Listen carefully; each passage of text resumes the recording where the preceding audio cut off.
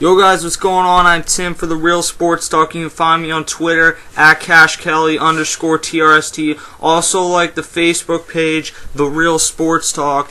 And we are also going to be adding a new boxing reporter soon. That's something a lot of people have asked me about, have not found one. Well, today we found one, so that is something that's going to be starting in early April. Later on today, you're probably going to get Akeem with his weekend show as well, 10 minutes on the clock, so stay tuned for all that and go check out some of the videos we've done recently with the 30 clubs MLB previews, including yesterday's Atlanta Braves with Kevin McAlpin of the Braves Radio Network 680 The Fan in Atlanta. So check that out. Today we are on, it's kind of ironic how this worked out. Yesterday we did the Braves, a team in the NL that basically choked, and then today we go to the Red Sox, a team in the AL who, unfortunately for Red Sox fans, did the same thing. And a lot of things changed in the offseason for the Red Sox, while not quite as many changed for the Braves. In terms of the Red Sox, in their 100th year in Fenway Park, that is pretty hard to believe. 100 years ago, the Titanic sank.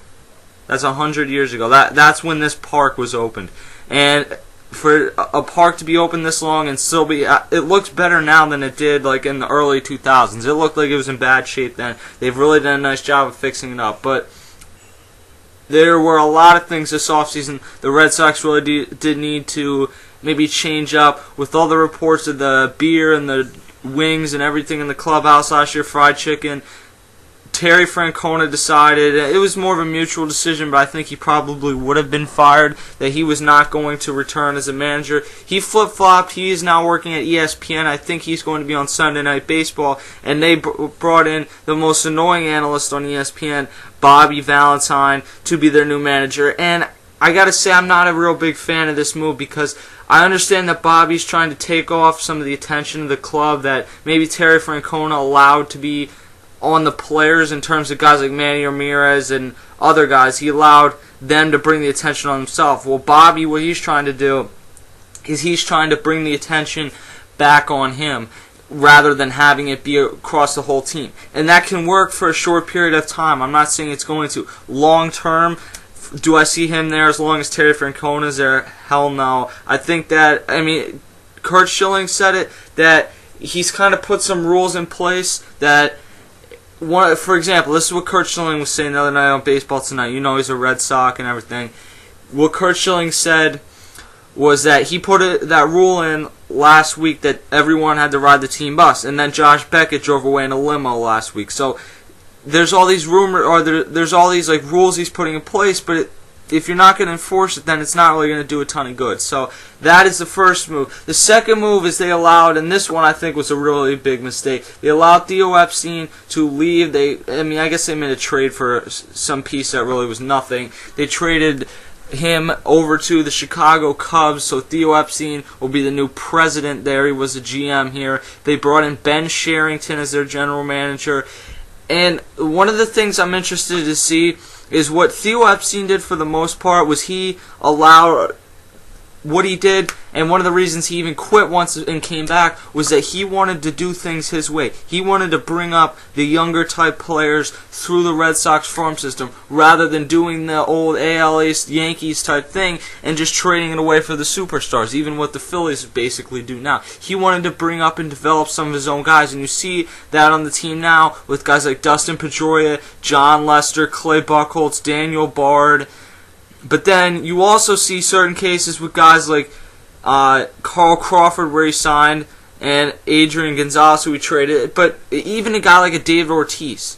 David Ortiz, he brought in himself. That wasn't a huge high-profile move at the time, and it's worked out since extremely well. He's gone on to be one of the best Red Sox of all time. So what he liked to do for the most part, he used the sabermetrics, which I think a lot of times is overblown in baseball, but he did that and he brought in his own team. And when you have the type of payroll the Red Sox do, it works even better because you can keep those guys rather than having to trade them away. They bring in Ben Sherrington. Some of the moves that happened this offseason, the team brought in a few minor guys, Micah Vilas, or actually I believe they got him last year. They got Cody Ross this offseason from the San Francisco Giants, the World Series, well, should have been the World Series MVP 2 years ago. I think he was the NLCS MVP that year. And Cody Ross is a pretty nice addition. Ryan Sweeney was brought in. J.D. Drew did retire, so that was one of the people that they lost. They decided to move Daniel Bard into the rotation, and they made some other minor moves, but for the most part, I think you get the point of some of the moves they made. We'll start at catcher and breaking down this whole team. Jared Saltalamacchia had a pretty decent season last year. Hit .235, but he had 16 home runs and 56 RBIs. The catching, or one of the issues he had last year that was the reason that his average was so low, is that he struck out too many times. If he is able to not strike out as many times as he did last year, then I think the average will go back up. Now, throughout his career, early on with Texas and even in these last few years with Boston, he struck out a decent amount of times, and the average has never been too high, but it was never really quite this low. So you would hope that he can get the average closer to 250 this year. I think about 250 with 17 home runs and 60 RBIs, pretty close to what he did last year, is something you can expect. They did do a nice job bringing in a good backup catcher in Kelly Shoppach. While he has fallen off the map in terms of average, this guy has always brought a lot of pop to the table, and as a backup catcher, he's going to be a nice catcher to bring in once you see what type of pitcher that he works with that goes well. Now, he's going to replace Jason Varitek, who retired this offseason. Also, Tim Wakefield retired. So, as a new regime comes in with the Red Sox, you're seeing a lot of these older stars that were with some of those World Series teams go out the door. Guys like Tim Wakefield, Jason Varitek. We saw Manny Ramirez out a couple years ago, and I really tend to think that this is probably David Ortiz last season, unless he has a huge year this year. So, that team that broke the curse and won again in 07 probably is right at the end, because for the most part you're seeing most of those guys moved out at this point. At first base, you have Adrian Gonzalez, who was well on pace to win the American League MVP last year until the Red Sox basically choked down the stretch, and that kind of cost him a chance at winning the MVP. He hit .338 with only 27 home runs, and that really surprised me, because some people kind of overblew his power because he had 140 home run season. For the most part, he was a 30-35 home run guy in San Diego, but you would assume if he hits 30 or 35 in San Diego that he would be hitting 40 in Boston with the short right field porch, Pesky's pole, and I think that coming back this season, he will probably hit closer to about 37 home runs. Somewhere, the batting average is not likely to stay that high, although he does have a nice team around him. He's never really hit over 300 except for his first season in San Diego, so I would expect the average to be at about 320 this year, and if the power goes up, I think you'll take that, and really regardless, I think you'll take having your first baseman, a guy with that type of pop, hit that well, be that good of a fielder. And Adrian Gonzalez is a very nice piece you have on this team. And when we see this team play National League teams in interleague play, I think you are going to see the Red Sox really try to work hard and move him out to right field. They did it a couple games last year. I was at the one that was against the Phillies, and he's really not out there for his glove, so I think everyone knows that it's not going to be pretty out there. But if you can have David Ortiz play most of those games, it's probably better than having Ryan Sweeney out in right field. You'll take the hitting because you can get that type of production, or you'll take the bad fielding because you'll get the type of production at the plate. Lars Anderson will be the backup, and really he's only played 24 games throughout his career, so we're going to have to see exactly how that shakes out. He's 25 years old, so we'll see.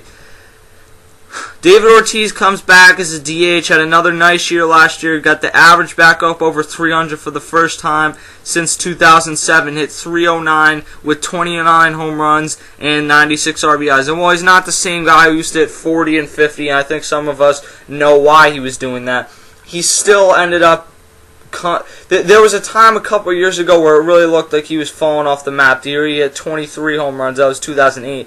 And since then, he's come back and he's had 3 really solid seasons. Now, in 2009, he had .238 average. And since then, it's gone up ever since. 2010, he had .270. And then last year, to get back up over 300 and have an on-base percentage of close to 400 and a slugging percentage at .554, which he used to get over 600 for quite a few years in there. It really helped this lineup. Now, that is one of the things they're counting on, is that David Ortiz is not going to completely fall off the map. And there's nothing that he's really shown over the past few years to make you think that that would happen. It's just kind of that he's 36 years old that makes you think at some point he's going to have to start slowing down. So we'll see with David Ortiz. He's only on a 1-year deal because he barely avoided arbitration. I think it was something like a 1-year, $15 million deal, which is just about perfect. If by some chance, and I don't expect this, the Red Sox are out of contention at the deadline, he could be a guy that you see moved. Or even if he's not having a good year, you could see him get moved. If things really aren't working out, you could see him get released. I'm just saying that because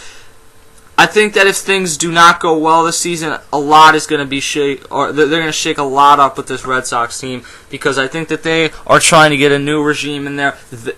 Ben Sherrington and Bobby Valentine's guys, not Theo Epstein and Terry Francona's guys, and Grady Little if you want to throw him in there. Dustin Pedroia at second base, a 2008 AL MVP last year, hit .307 with 21 home runs and 91 RBIs. Really had the best season of his career overall last year. Stole 26 bases, which was a career high. Hitting .307 was the second best average the third best average he had in his career besides the season that he won MVP. But he had more home runs and more RBIs, stole more bases in his MVP season, had a higher on base percentage and close to the same slugging percentage. So Dustin Pedroia right in the prime of his career right now, one of the top 5 second basemen in the NL, 29 years old, so he should still be there for quite a while. Nick Punto will be his backup at second base. He comes over from the St. Louis Cardinals, and Nick Punto is a nice guy to have on your bench.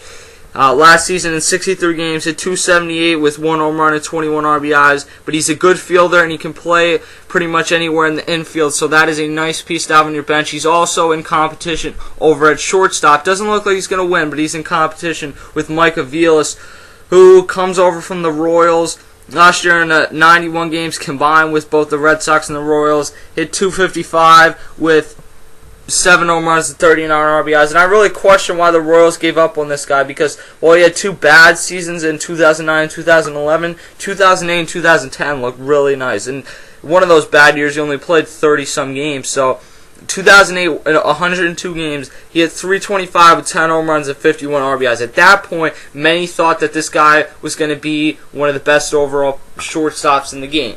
Now, I think that he came back down to earth. He was close to winning the Rookie of the Year that year. He came back down to earth, had a tough 2009 in terms of staying healthy. But in 2010, in 110 games, more at-bats, he hit .304, close to 10 home runs, and 32 RBIs. So it looked like, okay, maybe he's not going to be a superstar like we thought, but he's going to be the face of this team, or the shortstop of the future for this team. So I don't know exactly why the Royals gave up on him, but ultimately I think he is a nice piece that the Red Sox are getting. He is 30 years old, 31 years old, so he's not necessarily young, but he's young in terms of experience.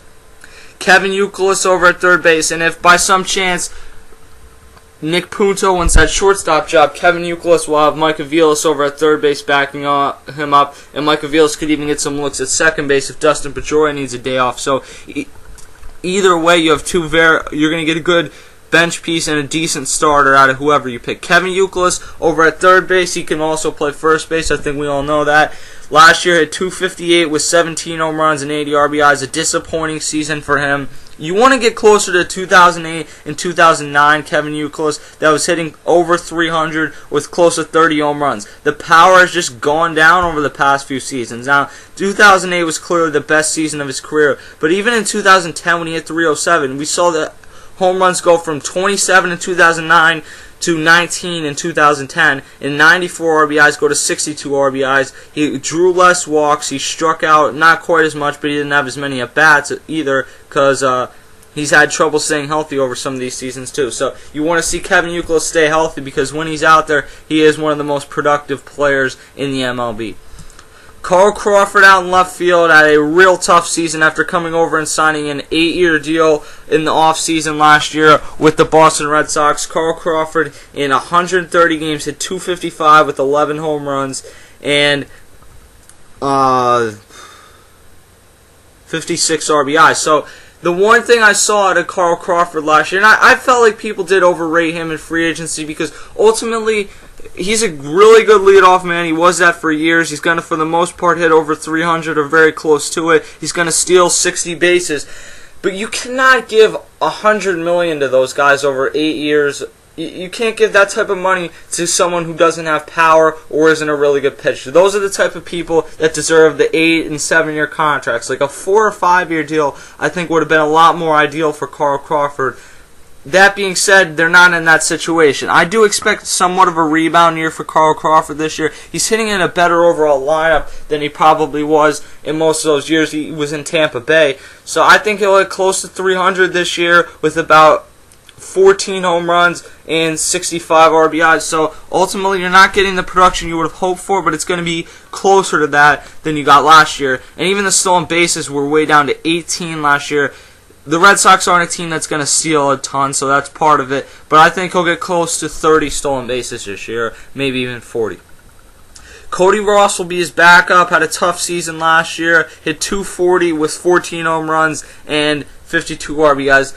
Really, this has kind of been the player that Cody Ross has been throughout his career, except he'll give you an average closer to 270, and he's going to give you 15 to 20 home runs in most seasons. So he's a really nice fourth outfielder for this team to have, and potentially you could even see him ultimately take over in right field. Jacoby Ellsbury in center field, one of the more underrated players by some in the MLB right now, hit in 158 games last year, hit 321 with 32 home runs and 105 RBIs. By far, the best season of his career was in the MVP race, as well as Adrian Gonzalez. Just had an incredible season. He also stole 40 bases. He did get caught 15 times, so his stolen bases weren't as good, but he had a slugging percentage of .552, which was by far his career high, and an on-base percent, or an OPS of .928, which was by far a career high as well. So he had a nice season, and he had 5 triples. It's one of the fastest guys, one of the better overall leadoff hitters in the game, and Carl Crawford can also hit leadoff too.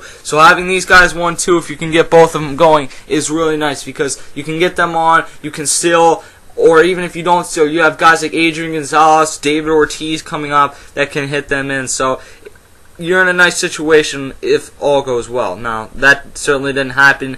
I mean, everyone remembers the collapse, but you also have to remember the old saying goes that you can't win the division in April, but you can blow it. And ultimately, it looked like the Red Sox overcame their 3-17 start.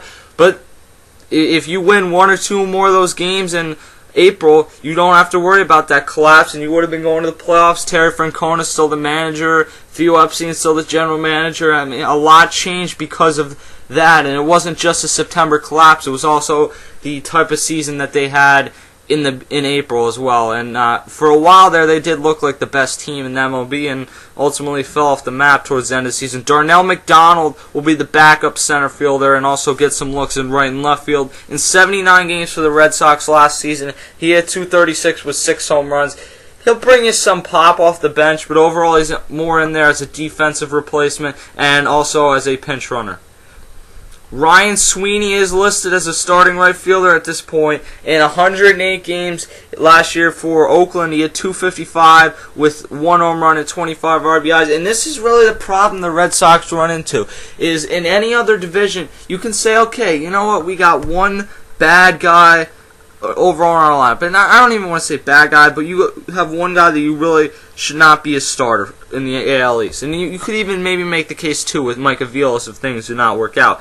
But Ryan Sweeney glaringly should not be in the lineup. And Cody Ross would be a nice piece there, but then you also take away some of that bench depth, too.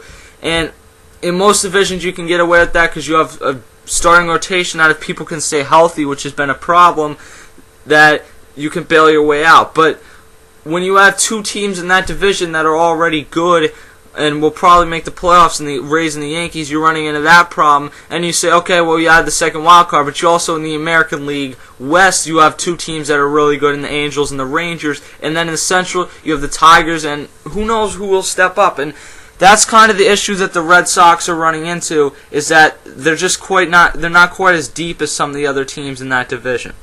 And that's really something that they need to be a little bit concerned about.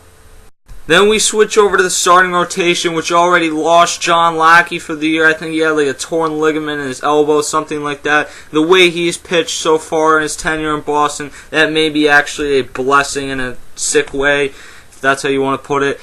let's look through the rotation now. John Lester, who started off very well last year, looked like he was kind of taking that next step towards being one of those legit aces. Well, he came back down late in the season, as much of this Red Sox team did. Went 15-9 with a 3.47 ERA. This is kind of the year that I want to see him throw over 200 innings, take that next step in terms of throwing some more complete games, and also have an ERA closer to 3 and win 17 or 18 games. And I think that that's another one of the problems that the Red Sox are running into, is if you look at the two teams they're really competing with in the AL East, you have the Rays, who have David Price, who is a legit ace, and CC Sabathia, who is a legit ace. And then even the Blue Jays have probably an ace that pitched just as well as John Lester. Now, I don't know if he's as good, but Ricky Romero last season had just as good a season, if not better, than what John Lester did. Getting it confused with John Lackey. Josh Beckett will be the number 2 starter. Had another really solid year after a bad 2010. Went 13-7 with a 2.87 ERA through a complete game.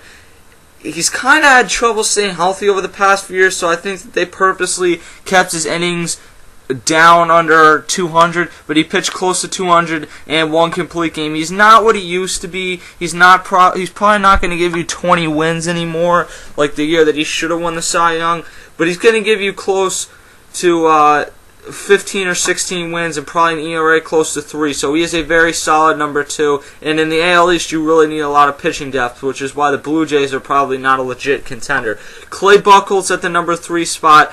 Very disappointing season out of him last year. Most of it had to do with just the fact that he could not stay healthy. In 2010, he looked like he was about to be one of the best pitchers in baseball. Went 17-7 with a 2.33 ERA. It looked like you were going to have that 1-2 punch of him and Lester, and then if Beckett came back, you'd have him at 3. But even if he didn't, you were going to have that 1-2 punch. Well, Beckett actually did come back, and then you had to worry about the fact that Clay Buchholz only pitched in 14 games last year. Went 6-3 with a 3.48 ERA, which isn't terrible, but it's not what they need out of him. In 2010, he went 17-7 with a 2.33 ERA and 173 innings. The thing that they're going to run into this year is with those innings going down so much last year is if they try and push him towards being the ace of this rotation or even the number 2 starter, they cannot give him... They can't throw him out there too many innings because you can't go in 1 year from throwing 80 innings to 200 innings and then be alright the next year.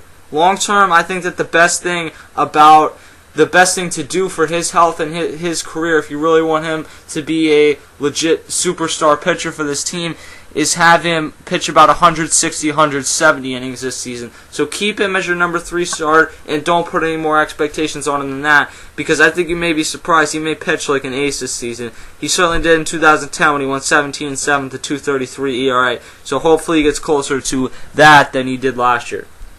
Daniel Bard, they are converting from a reliever, has had trouble relieving. I guess trouble's not even the right word, but he just did not turn into the pitcher they thought. There was a time where they thought that he was going to be a closer, and they've seen something in him that they think he's going to be a starter. Not a ton to go off of. I know he throws very hard, and that should help him, but you also cannot be... It's different being a reliever and a starter, because as a reliever, you can just come in and throw gas, because you're only going to be in there for 2 batters and inning tops. As a starter, you have to worry about pitching 6, 7, 8 innings a game, and you cannot wear yourself down after 3 or 4 of those innings. Alfredo Aceves will be the number 4 or the number 5 starter. My bad. He came out of nowhere last year, had a very nice season for them. Only made 4 starts, so the rest of his 51 appearances were made in the bullpen, but a 10-2 record with a 2.61 ERA. He did have a pretty solid season. I think you're taking a risk making him a starter because he did so nice in the bullpen last year, but they lost Eric Bedard to the Pirates, so that ultimately was a decision that they made. This could be a team that, if they're in contention, takes a look at a guy like Roy Oswalt to bring in for the stretch run, or even sooner than that. Daisuke Matsuzaka, I believe they are in the final season of that contract with him, and early on, he looked like he was going to be great. 2007, 15-12, 4.40 ERA, that was disappointing. Wasn't a terrible first year, but it was pretty disappointing. 2008, 18-3 with a 2.90 ERA, and then he got hurt. And then he pitched in the World Baseball Classic, and From there, things just all went downhill for him, and it really does not look like he's ever getting out of this. In 2009, he had a 5.76 ERA, 2010 a 4.69, and then last year a 5.30. Quite frankly, this could be a guy that you could see released at the end of spring training, and they'll say, look, we'll just eat the contract for this season, and then we'll be done with it. I don't know, because I can't really see him being too effective in the bullpen. We'll have to see. He has great stuff and could have been a really nice pitcher. I just think injuries and being overworked in terms of the World Baseball Classic the other year really killed his career. Over in the bullpen, we'll give you their big four relievers. We'll start with Franklin Morales, who they acquired from the Rockies midseason last year. He went 1-2 with a 3.69 ERA in 50 games. My bad, he did not go to the Red Sox until this offseason. But 1-2 with a 3.69 ERA in 50 games in 46 innings pitched. So you would like to get a few more innings out of him, but he'll for the most part be their lefty specialist. Matt Albers, who was with the Orioles up till last year with them, and went 4-4 with a 4.73 ERA in 56 games. So a disappointing season for him.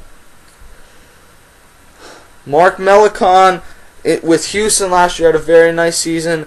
In 71 games, went 8-4 with a 2.78 ERA. He's most likely going to be the setup man. He was one of the more underrated relievers in the MLB last year. And then Andrew Bailey, who they acquired from the Oakland Athletics this offseason. The only real issue he's had in his career is just staying healthy. He's 27 years old. He'll be 28 in May. He's has the potential to be one of the best closers in baseball. The only problem he has had is staying healthy. But when he has been healthy, he has been one of the clear-cut best closers in the MLB. We've seen he does not blow a lot of saves. He'll give you 25, 30 saves and only blow 2 or 3. So you have acquired a very nice closer there as Jonathan Papelbon left this offseason. Nice move out of them. I like that pickup as long as he can stay healthy. If he can't stay healthy, they don't have a ton of depth in that bullpen. That's another one of their problems. One of the things that I've kind of realized after going over this Red Sox team is that they're just kind of not quite on par right now with the other two teams in that division, and even the Angels and the Rangers and the Tigers. Maybe they might be better than the Tigers, top to bottom. But I think that right now it's going to take an addition at the trade deadline, and that's going to have to be something that Ben Sherrington does if this team is going to really make a run. And it's going to take Bobby Jenks coming back to his old form after he comes back from the DL. Leave me your thoughts on what you see out of the Red Sox this offseason, or this upcoming MLB season, which is rapidly approaching us. That is another 30 Clubs MLB recap.